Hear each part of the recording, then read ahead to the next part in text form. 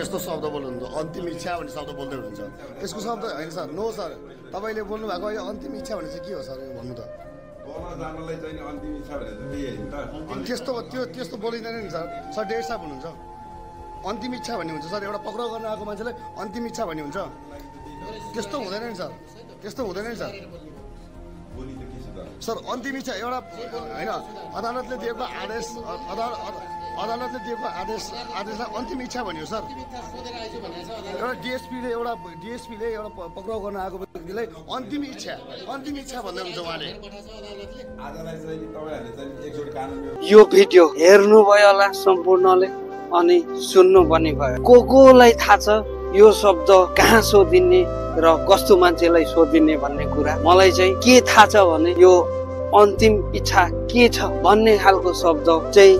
एकदमै अन्तिम फाँसी दिने बेलामा सोधिने शब्द हो अथवा कैदीलाई या व्यक्तिलाई भनेर यो कुरा चाहिँ मलाई थाहा छ हजुरहरूलाई के कति थाहा अब यस्तो शब्द हाम्रो रवि लाम्छानेलाई गर्नु भएछ अब ठुलो अदामा बस्ने व्यक्तिहरुकै यस्तो खालको शब्द र यस्तो रवैया यस्तो हुनै नभएको शब्द कहाँ बोल्ने कुन व्यक्तिसँग बोल्ने भन्ने कुरा त थाहा हुनुपर्ने जहाँ जे बोल्दिए पनि हुन्छ यो मान्छे पनि त्यही केपी प्रचण्डे शेरबहादुरकै भतिजो अथवा नाति परेको के हो जहाँ मलाई त त्यस्तो लाग्छ गाइस जसले पैसा बचत गरेको छ बचत गर्ने मान्छेहरू व्यक्तिहरू त हामी जस्तै एक दुई पैसा कमाएर यसो जम्मा गरौँ पछिको लागि भन्ने मान्छेहरू नै यो जहाँ यो करोडौँ कमाउने करोडौँ पैसा भएको मान्छेहरूले त राख्दैन उनीहरूले त ठुल्ठुलो ब्याङ्क विदेशी ब्याङ्कतिर राख्छ हामी जस्तै गरिब दुखीले नै राख्ने त्यस्तो अनि अब त्यो पैसा कसरी दिने कसरी रिटर्न हुन्छ बचतकर्ताहरूलाई कसरी हामीले त्यो पैसा दिने भन्ने कुरामा कसैले बोल्छ बोल्दैन खालि त्यो एउटा मान्छेलाई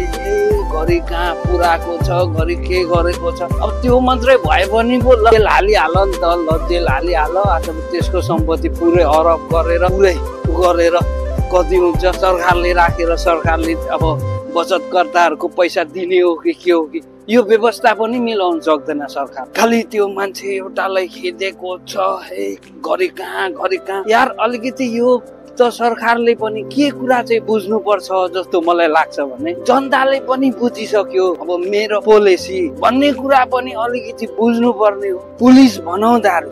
के हो सिस्टम के हो रोल उनीहरूलाई त कमसे कम थाहा हुनु पर्ने हो कहाँ के बोल्नु पर्छ अब त्यस्तोरी बोलिराखे अब अन्तिम इच्छा सोध्नु बित्तिकै कस्तो मान्छेलाई सोधिने कहाँ सोधिने कुन स्थितिमा सोधिने भन्ने कुरा त हामी जस्तो नर्मल मान्छेले पनि बुझिन्छ अब पुलिस पनि एउटा हामी जनताहरूको लागि पब्लिकको लागि एउटा न्यायको अदालत जस्तै हो हामीलाई कहीँ के पर्यो भने हामीले पहिला सोच्ने र सम्झिने भनेकै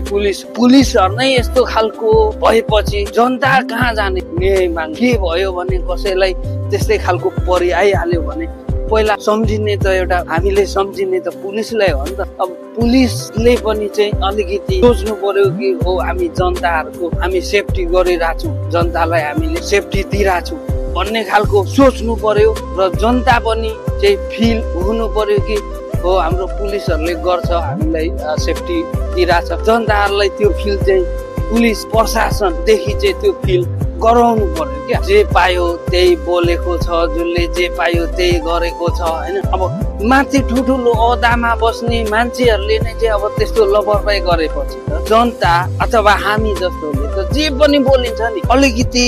सिस्टम भन्ने चाहिँ माथिदेखि नै चाहिँ एकदम टाइटली फलो हुनु पर्यो अनि पो बल्ल त्यहाँदेखि सबै मान्छेले ओ यस्तो रहेछ भन्ने खालको फिल गर्छ अनि त्यही फलो हुन्छ अनि अर्को कुरा म के भन्छु भने राष्ट्रिय स्वतन्त्र पार्टीलाई रवि छैन भने दम छैन कि अरूको मैले दम देखिनँ कसम भनेको अब हिजो त्यहाँ नै चितवनमा कार्यक्रम थियो ल सबै बोलेको मैले सुनेको कसम भनेको कसैमा मैले दम देखि रवि लाम्छानेलाई त्यतिकै मान्छेले बाघ भनेको होइन जस्तो लाग्यो हिजोको कार्यक्रम हेरेर हिजो अरू बोलेको सुनेर मलाई कस्तो फिल भयो भने गाइस रवि लाम्छानेलाई त्यतिकै बाघ भनेको होइन रहेछ क्या त्यसको आवाज त्यसको बोली हेर न बोली सुन त ल हिजो त्यस्तो खालको वातावरण त्यस्तो खालको स्थिति मैले देखिनँ। त्यसैले अब रविलाई यति पक्रे पनि, रविलाई अगाडि बढ्नु नदिए पनि अरू पनि हुनुहुन्छ, तपाईहरु पनि अलिकति पार्टी खोलिसकेपछि अब हामी के गर्छौं भनेरै तपाईहरु आउनु भएको। तपाईहरु एकदम स्ट्रङ तरिकाले चाहिँ अगाडि बढ्नु पर्यो क्या। कसरी हुन्छ अरू व्यक्तिहरु त त्यस्तो केसमा पर्नु भएको छैन। तपाईहरुलाई त पक्रिने ल सरकारले पेल्यो अरे रवि लाम्छानेलाई त, ल अरू पार्टीले 2-3 पार्टी मिलेर ल पेल्यो, तर अरू व्यक्तिलाई त पेल्ने ठाउँ छैन। तपाईहरु कसरी हुन्छ अबको चुनावमा चाहिँ सिट यति ल्याउनु पर्यो, जति धेरै सिट ल्यायो त्यति यिनीहरूलाई पेल्नु सक्नुहुनेछ। म के भन्न चाहन्छु भने तपाईहरुले जति सक्दो कोसिस गरेर पनि धेरै सिट बनाउने कोसिस गर्नु होला। रविको त टुङ्गो छैन हेर्नु, अब छोड छ जस्तो मलाई चाहिँ लागेको छैन। अब अनि अर्को कुरा बचत कर्ताहरूलाई म के भन्छु भने तपाईहरुको पैसा आउँछ भनेर आश नगर्दा हुन्छ, किनकि यो सरकारले तपाईहरुलाई कसरी पैसा दिने, कहाँदेखि दिने,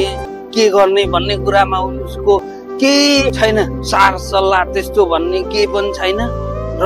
मलाई स्योर छ कि त्यो पैसा आउँछ भन्ने कुरा तपाईहरुले पनि भुल्नु पर्यो। के कसरी हुन्छ तपाईहरुको ठाउँदेखि पनि कोसिस चाहिँ गर्नु पर्यो, तर आश चाहिँ नगर्नु नै भन्छु म। यो भिडियो जो जतिले हेर्नुहुन्छ शेयर गरेर अरू मार्फत पनि अरूको सम्म पनि पुर्याइदिनु होला। तपाईहरुलाई कस्तो लाग्छ जस्तोको तस्तै कमेन्टमा आफ्नो धारणा राख्नु होला भन्दै म बिदा हुन चाहन्छु। सेवा रौ, नमस्ते।